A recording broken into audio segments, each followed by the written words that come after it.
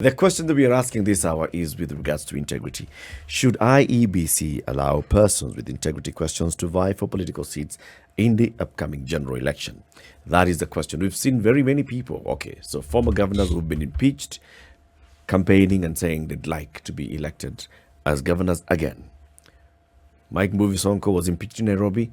He is the Wiper nominee for Mombasa City County, where he's running for governor. We've had other people who have also been impeached, also saying, they want to seek political office. And we asked this question to you, Nelson, before we went to the top of the hour. And he said, yours is categorical and equivocal no. That there's no way these persons who've been impeached, that they can vie in August. The law is clear. Of course, you're not a lawyer. Yeah. The law is clear. But people who have been taken to court on other matters, say corruption related, have a case, the state against so-and-so. You've been convicted. You're a fraudster.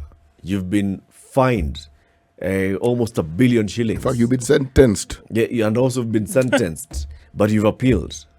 You cannot be removed from parliament, and you can still vie again to be elected until you have exhausted all avenues of blah, blah, blah, blah, those things that you guys say. So where do we draw the line between one and the other? Well, the line is to be drawn in ink, not in pencil, because if it were to be drawn in pencil, then But you can easily erase it. You can easily erase it. And as we discussed much earlier, and perhaps for progression, if you've been impeached, the impeachment stands until otherwise reversed. It's the converse of the conviction. You are qualified to vie until you exhaust all the available appellate processes. When it comes to a criminal conviction, attempted murder, corruption, and I have the unfortunate history of having acted for most of these people that you're talking about, which is okay because it is my responsibility as a lawyer. As a lawyer, you're entitled to act for anybody, including Lucifer himself, if his or her rights are infringed. But therein is where we draw the line. And it must be understood that the legal process has a way of legitimizing, validating that which is outrightly immoral or illegal. You understand? You may be acquitted of attempted murder, but we know you killed somebody. You understand? You may be acquitted of corruption, but we know, we've seen where the monies have gone. You understand? That is the unfortunate conclusion of the legal process. But are we cocooned as the people by the legal process? No. You have the right of doing that which is right. Because you, as the people, are the ones that the law is made for. You understand? So that if the legal process has sanitized, has legitimized, has validated an individual, and this individual comes home with a loot for homecoming and says he wants to be governor of XYZ. He wants to be senator or MP. Say no. Say no, because you know, as Muga said, you know what is in your heart. If your heart tells you this damn fellow is not suitable for MP, just do that. So then Stop can we say at that, the ballot. So is the integrity index then low across board? Because it is very low. If that was the thing, because look, we read a story a couple of months ago about a minister, government minister in another country who resigned because a coffee maker left with her to her new office where it should have remained in the old office. Resigned. Don't even go far. In the UK, there was this legislator who resigned because I'm told he was watching pornography in the house. You understand? Yes. The integrity yardstick, the calibration is so high that once it's brought to the limelight, it may have been hidden in his heart, but when we see it, as Muga says, that's it. That's it. But is that what we do in Kenya? No. You guys, you are the same ones who will go for the homecoming. You will cheer, you will dance isukuti to these guys who have pilfered monies. Or even ask why on earth should this newly elected leader be driving a small vehicle, for example? He Why deserves a should big they car. deserve a big vehicle? Yeah, Why are they living in squalor? Look, for instance, when I go to Westlands, people tell me that, look, stop this PR. Come here with your VX, come here with your X6 or your Mercedes. Of course, I have my VX, I have my VX, I have the X6, you understand? Expect less. Yeah, it's mine, you understand? But you see, this is the premise that must be understood. It is acquired out of my hard work as a lawyer, you understand? Now, if overnight, some of these fellows, look at me. Well, I used to be 48 long. I'm this trim. If all of a sudden you see my pot belly bulging and have a big public opinion because I'm pilfering your monies, there is a concern. You get it? A member of National Assembly is paid less than $1 million. Where will you get money to buy a house in Runda, to buy a Mercedes that costs 20 million? These are the questions that you must ask. And it is for that reason that I want to go to the National Assembly, because I don't want to go and acquire anything. So what's your I don't opinion? want to go and conceal anything. So what's your opinion here? I mean, there's the law, which, many people have called it many things. It's got its holes in it, right? Yeah. Like Kika Kimani said, yeah. Sure. Yeah. So if there's Susan Kika, not Kika if Kimani. there's a whiff of any kind of untoward behavior, what's your opinion? You must step down from power. There are many. Justice Mumbe Ngoge has said, look, don't access your office if there is this allegation against you, whatever. Again, examples around the world of people who this thing has not even come into the public yet, and people will resign if your name has even been mentioned. So we've agreed that yes, the integrity index is very high. It's low here in many places on the continent as well. It's low. What's your opinion? No, if you have, No, I must disagree with you on this particular point. We have the legal process. Despite its flaws, it is the legal process. No, that's what I'm asking. Yeah. In spite of the legal process, if you have such a thing against you, if your name has been maligned, right? Even if you have been asked to come and answer a question or two, do you think that folks on this side of the pond, they're not to resign? No, you shouldn't. I mean, as president of the Law Society of Kenya, there are so many of these individuals full of tomfoolery who demanded that I resign because they didn't want me to do that which I was doing. Where there are processes set up by law to convict you, then they must be exhausted. You understand? It is a personal question as to whether or not you want to resign. If your conviction tells you, look, what I've done is wrong and I can leave office, notwithstanding that the process towards my removal has not been complete, it's your personal decision. You shouldn't compel anybody to resign because he's been charged. No. That would be turning logic over its head. But should we not be expecting you, morally Latif, speaking? But Latif, the problem is not with the person who is in office, because I saw a caricature of a cartoon that removing an African leader from office is the most complex surgery. You got to remove him, but he just doesn't want to get out. You understand? But you cannot lament that he has refused to resign, because assumption into office is periodic. In Kenya, it's 5 years. You understand? You have the opportunity of getting rid of these characters. You understand? Crying that they ought to resign won't give us a reprieve. Let's exercise our power at the ballot to ensure that the individuals who remain in office have the wherewithal, the capacity, the competence, the drive to do that which is required of them in the Constitution and by you as the people. Put aside the Constitution, you as the people. I agree with you that it starts with the voter. Voter vetting, voters seeing that they are putting persons of integrity into office. If that person, Nelson HAVI, goes to Parliament and halfway, 2 years down your tenure as a member of Parliament, we come to discover from reports by the Auditor General or from other bodies that, for instance, the CDF Yes.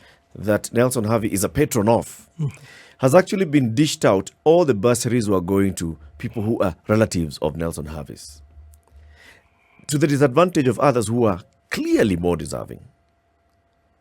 And then it comes out to the public. should we be expecting that, okay, so we are going to wait for another 3 years, then we can remove Nelson HAVI, or we are going to court and start exhausting this, and Nelson HAVI is a very good litigant, he's going to throw this case, all the spanners, and this case will not be concluded in 5 years? Should Nelson HAVI be expected to say, all right, guys, yes, you caught me, mea culpa, I completely agree. I shouldn't have done this. I abused the trust that you gave me. I step aside. Should we not expect Nelson HAVI to say, yes, I made a mistake, and because of that, I want to step aside? Latif, if as member of National Assembly for Westlands, it happens that I've pilfered CDF, it happens that I've used 38 million monies meant for bursaries for the people of Westlands that cannot be accounted for. And this is minuted in the auditor's report. I will step aside. I will leave that office. You Why? understand? Because I've stolen. Yeah. It's as simple as that. Me, Nelson, and I have. And I can tell you without any fear of contradiction, because my history speaks very loudly about me. In the time that I held office as president, I was given so many offers. People came to me with bribes, 5 million. I tell them, go with your money. I don't want this money. We'll give you 50 million for you to look aside as this bill passes. We'll give you this appointment. I say, I don't need it. You understand? So I can tell you without any fear of contradiction, as member of National Assembly for Westlands, you will not find me culpable of misappropriation of 34 million. Over 3 million that has been used to buy furniture for a school that is not deserving. Yet we have schools in Kangemi, we have schools in Kidogoro that are deserving. You'll not find these improprieties. Okay. And if, for whatever reason, you think I'm on the way of the people of Westlands, the people of Westlands have the power of recall. It's provided for in the Constitution and legislation. Recall the damn MP. You don't need to wait for 5 years. And it's this awareness that we need to be put forward to the people of Kenya. So here we are saying Nelson is somebody of high integrity who will take the step to step aside. When you're sitting in parliament next to any of your neighbors, the MP for Dagoretti North, South, or Starehe, and the same has happened, will you look to them in the eye and tell them, you know what, the best thing for you to do is step aside? If you read the book of Galatians, there's this discussion that involves Peter and Paul, because Peter was one of the first disciples. Paul came much in later. It is a contest of leadership. When Paul realized that Peter was wavering on the issue of incorporation of the Gentiles among the Jews, Paul told him straight on his face. He confronted him. You understand? So there could have been consequences on the part of Paul, but I believe because of Paul's big personality, which is as big as mine, he was able to prevail. So I will tell my neighbor, the member for Dagoretti North, look, my friend, you've pilfered money. You've got no business sitting with us here. It's an honorable house. You've got to leave. And if you don't leave, we'll look for ways of ensuring that your people know your transgressions. Okay. So, I mean, to answer your question directly, I will tell my brothers and sisters in the National Assembly where they're going wrong. And I've seen this dumbwits in Parliament receive 10,000, 20,000 just to influence a bill, to influence a policy. It's deplorable. This is the caliber of people we don't need. But fundamentally, we need people in Parliament who speak. You can't have a member of National Assembly who has not spoken for 10 years, my friend. The fundamental role of a member of National Assembly is to speak. To speak, to speak, and to speak. Towards what end? Towards good legislation. Towards ensuring that the executive is oversighted. Towards ensuring that there is equitable allocation of national revenue. And fundamentally, infrastructural development in that particular constituency. And I repeat this without any fear of contradiction. I, Nelson HAVI, has spoken and acted in the National Assembly more than even the current member of National Assembly. Spoke about BBI, I spoke about the merger of KQ and KAA. South African Airlines? Or And which one? Airports. Kenya Airports Authority. Kenya Airports Authority and KQ. Yeah, we spoke about the curfew. We've confronted these things. And there is this culture of tokenism in many of these constituencies. And it's the culture that has perverted elective leadership in Kenya. Because this guy will come and give you 200 shillings. He'll wait when you are in a bar and send 50,000 shillings. So keep quiet. You keep quiet and suffer for 10 years. Look at Westlands, for instance. We don't have a market in Kangemi. We don't have a market in Mountain View, in market. Yeah. The problem afflicting the people in low status dwellings, I don't want to call them that term. Yeah. Look at Huruma. Look at Kibagare, look at Deep Sea. These are slums. They have legal problems. You have an elected member of National Assembly who is a lawyer, for heaven's sake. He can't solve these problems. There is a problem in Westlands. We need it solved. And if these problems have not been solved in 10 years, they'll not be solved in 5 years. And it cuts across, not just Westlands, the entire spectrum of the elected leadership in the National Assembly in Kenya. Be transformative in your views. Don't just benefit from tokenism. You need to see to it that you have leaders who will bring change, sustainable change, not just for now, but for a long period to come. Do you think that there ought to be lobbying for change of law for some of these things? Because again, it seems as though we are leaving it up to the decision of an individual to say whether they will or will not step aside, or the decision of the person who sits next to them, for example, in the House to say, come on, folks, you cannot be operating in this manner. The same way we are looking at the law pushing from the High Court to the Appellate Court, pushing for this 2/3 gender rule, that 2/3 gender representation at the nomination level. The same way then we are saying that the law ought to insist on certain things, because left to the whims of individuals, they will not make the integrity decision. They won't. Absolutely right. No. That's why in the Constitution there is room for anybody, not just a legislator, to bring a petition towards the making of a particular law, towards the repealing of an existing law, towards the amendment of an existing law. And I must emphasize, even if I suffer the folly of repetition, it's incumbent upon you guys in suits, in nice sense, with well-combed hair, articulation in English and Swahili, to embrace the moment, speak to everybody. We need to participate in elective leadership.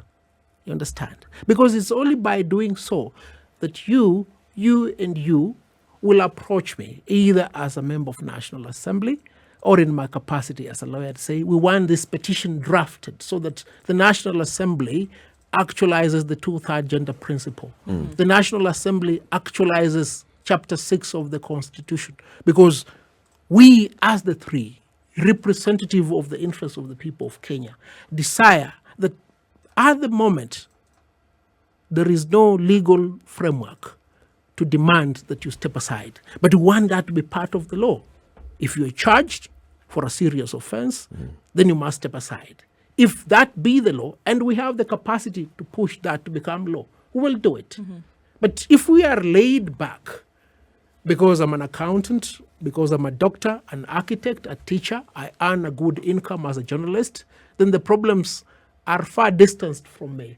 The problems will come close to you, because the proximity margin keeps on reducing. And it has now reduced because, look, we have this argument. Why can't the governor have a woman running mate? Why can't the president have a woman running mate?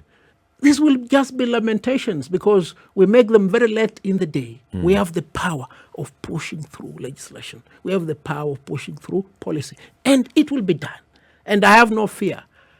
As we always say from our camp, we will not buy fear. We will not take it even if it's given us for free. We don't have any other Kenya. This is the only Kenya that we have.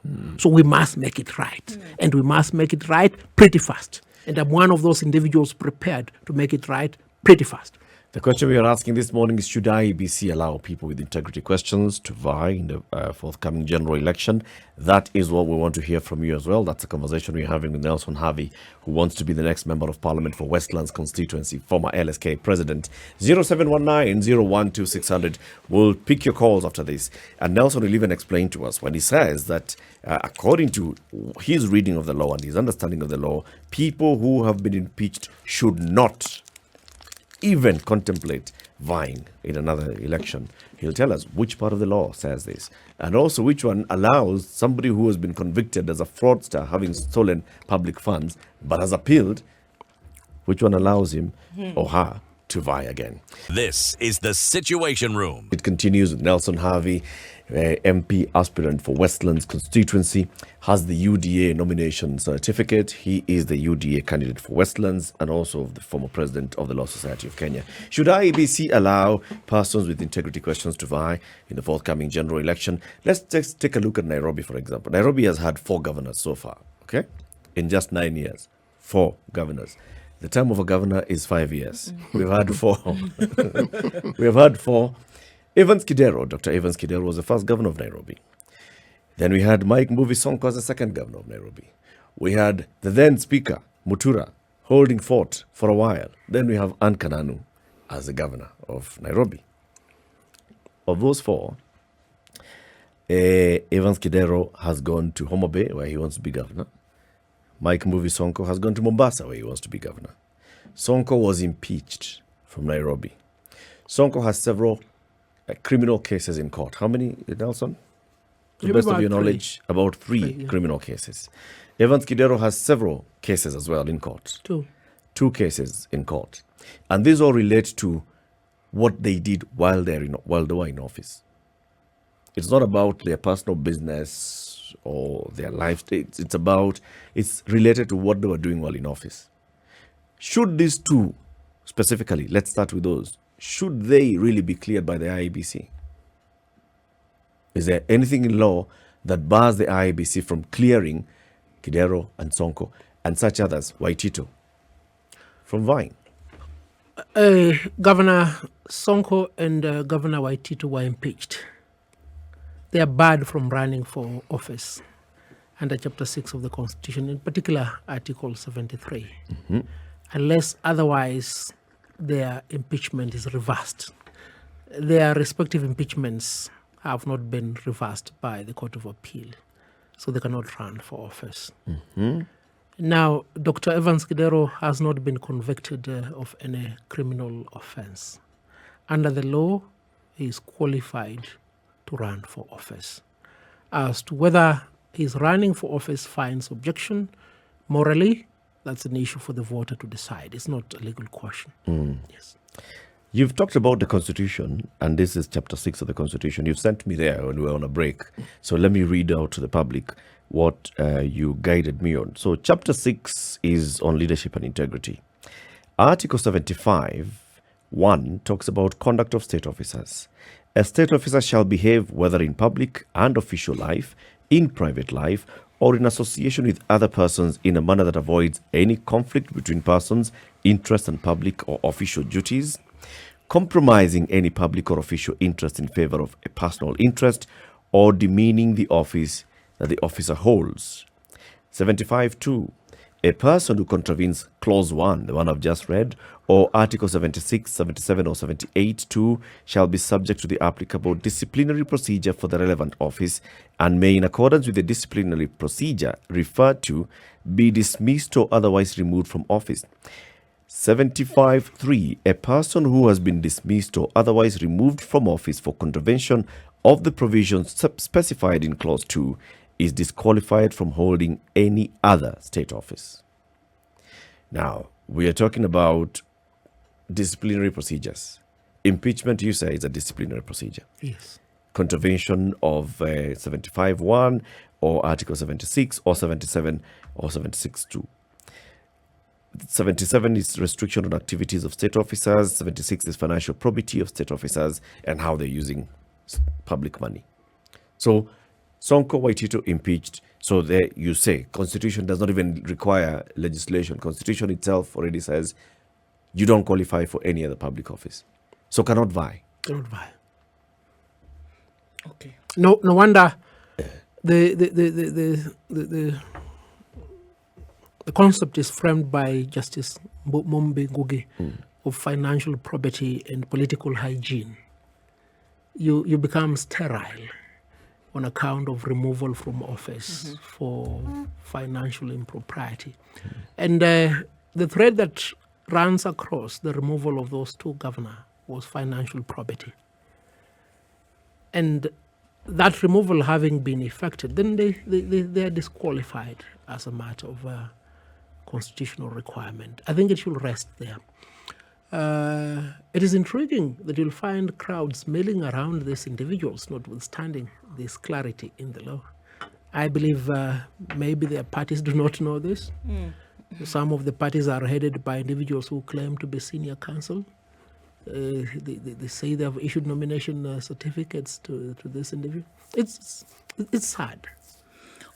It's sad. It's very sad. And this thing should annoy Kenyans, annoy them so much that they feel the revulsion to do the right thing on the ballot. What ought to be done, and who should be then the vanguard of this right here? If we're saying that it's a contravention of the law, Yeah. right? So should there not, apart from the citizen participation, should there not be somebody who holds up something and says, hello, you cannot do this? Or does it come at the point then whereby before an election then takes place and you say, hold on, you could not have been on the ballot because according to the law, you have 1, 2, 3 against you. You cannot run. But it seems as though they're being allowed to do willy-nilly what they want. There's something in the law that states that they cannot, but they're running anyway. The IEBC, which is now, again, the vanguard of the elections, for example, is allowing them to go ahead. Does this mean that they do not know what the law says?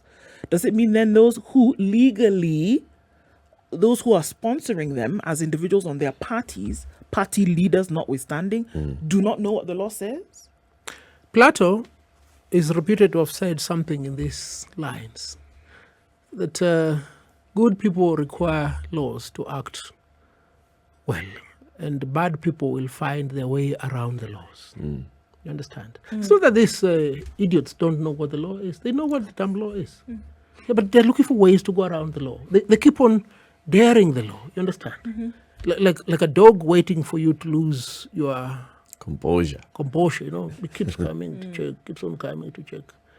And the vigilance that I implore upon Kenyans has been exercised before. When President Kibaki was first elected as the president of the Republic, the NAC government's manifesto was zero tolerance to corruption.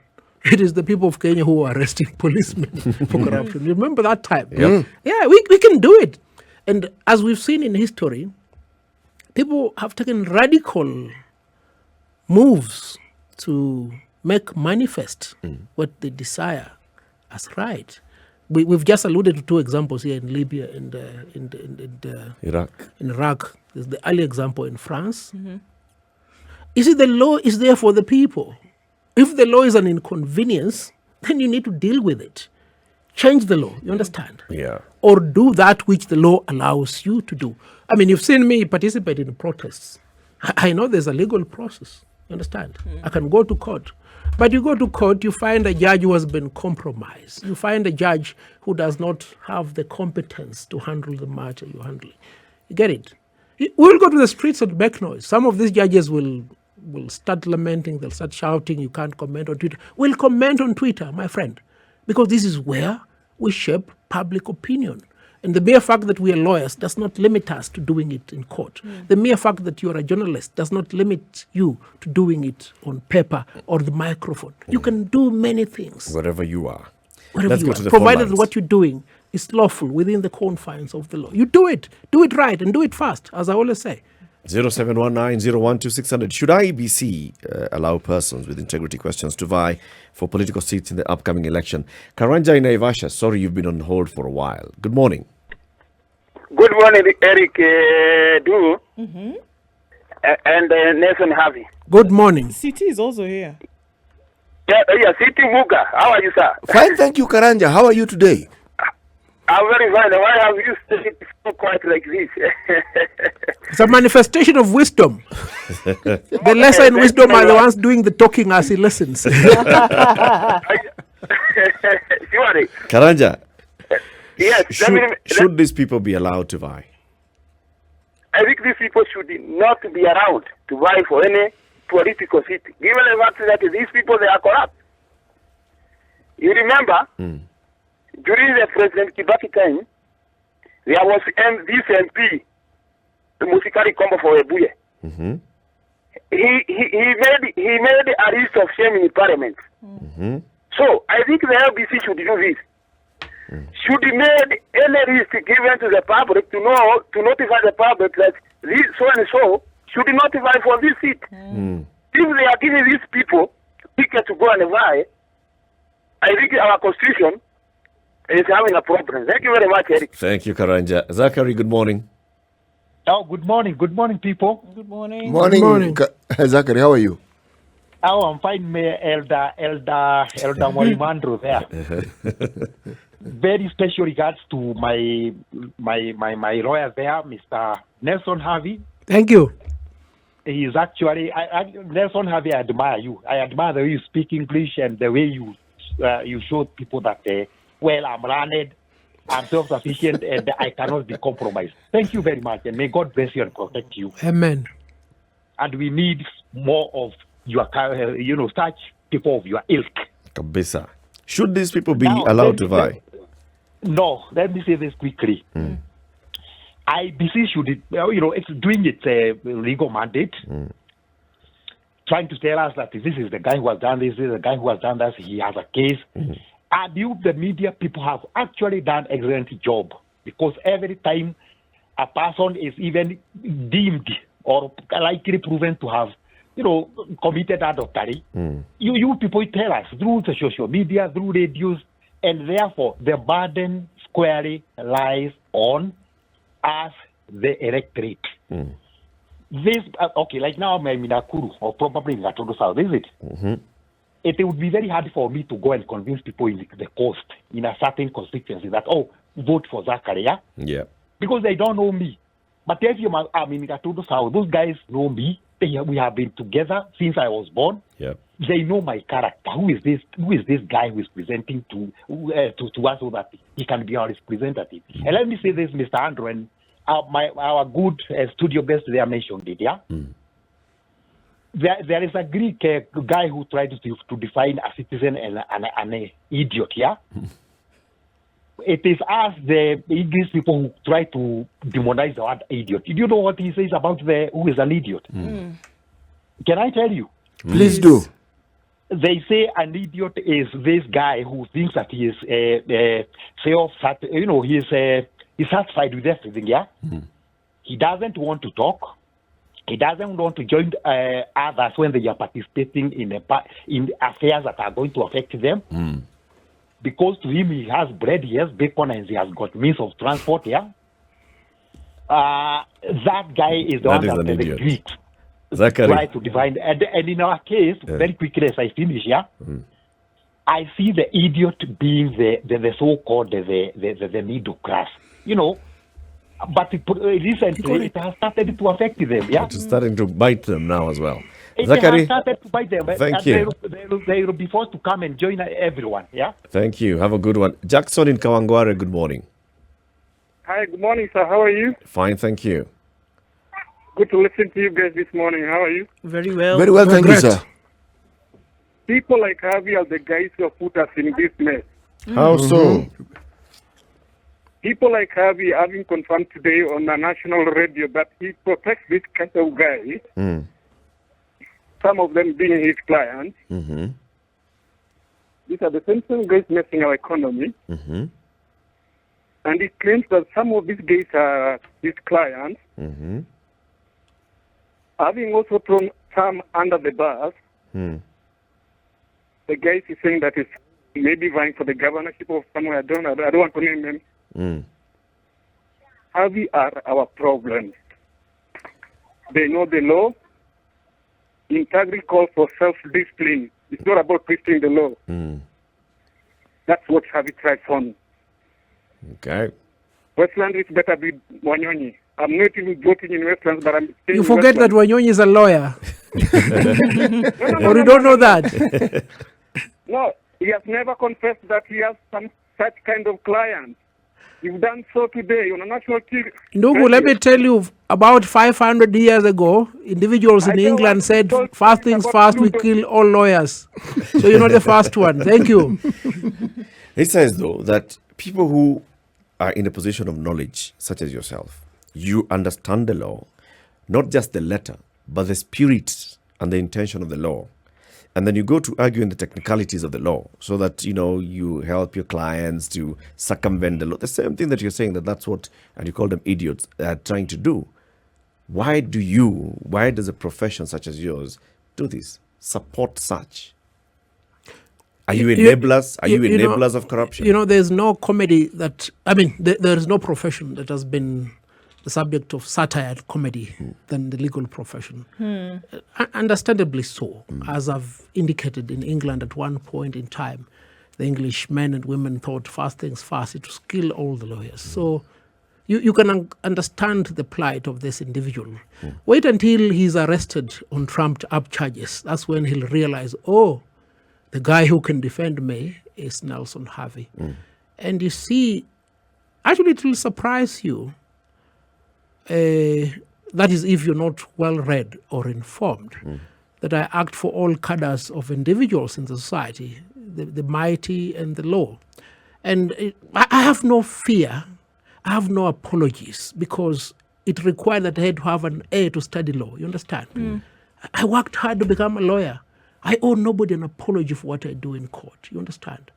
And anybody else, a doctor, will be under an obligation to treat somebody who has been shot by the police because he was trying to rob or kill. So Kenyans must stop this mediocrity of low-level thinking. As lawyers, we do a job that we are given. We went to school to study law, my friend. You understand? If I may use the words of Senior Counsel Professor Githu Muigai, we are an elevated lot in the society, because without the law running smoothly, anybody can allege anything against you. Do you want to be convicted on the allegation of an individual before the process is conducted? You understand? It must be understood. So let's handle issues the way they are. Corruption permeates the entire spectrum of the society. You will find it in the legal profession. You will find it in court. You will find it in police. You will find it in journalism, in education. In fact, it is claimed that candidates for exams in education in Kenya are more corrupt than even the judiciary.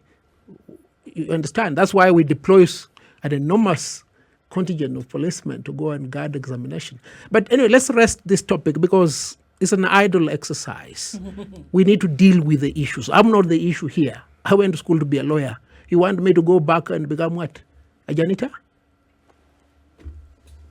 Are there instances where, in exercise of profession, the same thing we're saying, it's the same thing that would be expected of a doctor. A doctor is here and this person has basically been shot while robbing. Yes. Or has been lynched by people because they were caught defiling a child, and the person has been brought to hospital. The doctor has one obligation. Treat, save this person's life, and not be the judge. But are there instances where you as a lawyer, just practical experience, where you feel this is such an outright case of, I know what you've done, I know what the law says, I know my expectation and my obligations as a professional, but I feel I really can't handle such a case? Yes, and many have been such occasions, because in the ethics of law, you have an obligation to act for any client who comes your way, but you also have a right to refuse to act. I've refused to act for so many people who, in my view, for one reason or another, are not deserving of my legal representation because of my evaluation of their plight. And I've also acted for so many people who have been condemned, convicted by the courts of public opinion, and I've had them freed. You understand? Cuts both ways. Cuts both ways. I mean, let me give you two examples.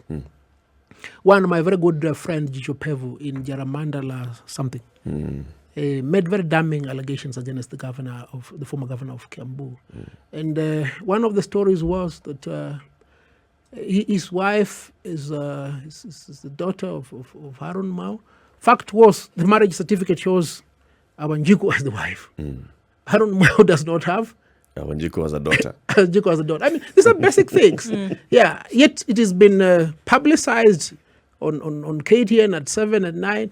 You know, another thing, everybody here convicted the DCJ for offenses that in their minds had been committed. We went to court and we got her out. Let's get into the media sector. Walter Menya at one point in time had highlighted a very good story about the funding of one political party. And everybody wanted him dead. Held him incommunicado for 6 days. I went there. There's this other noisy lady, they call her Nyarkisi. I think she's a blogger for Raila Amolo Odinga. They send ATPU officers to pick her from Kisii. I mean, a small girl, she cannot even harm a fly. Held her incommunicado here for 7 days. I went and defended her. You understand? So, yes. Many cases. Many Point cases, made. yeah. As we conclude, Nelson, you have a message, like you said, the people who wear suits, the way you dress today. Communicate that message again in just about a minute. On the issue of integrity, on the issue of selecting suitable people to be our leaders in the next general election.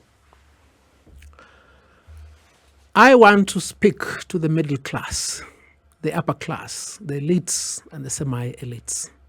You play a pivotal role in social economic development in this country.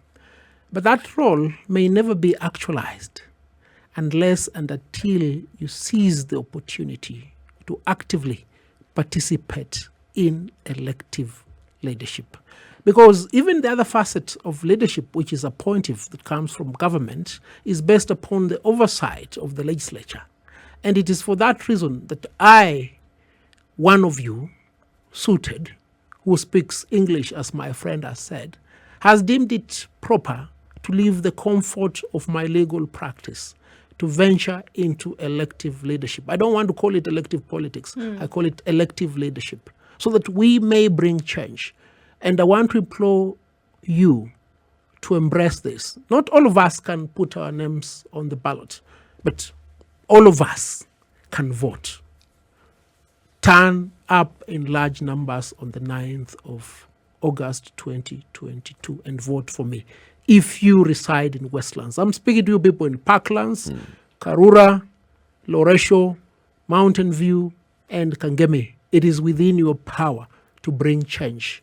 If you've prevailed in a predicament for 10 years, nobody can tell you that you can bring change within 5 years. Change is here. What you see, what you're hearing. It is me. Thank you. All the best, Nelson.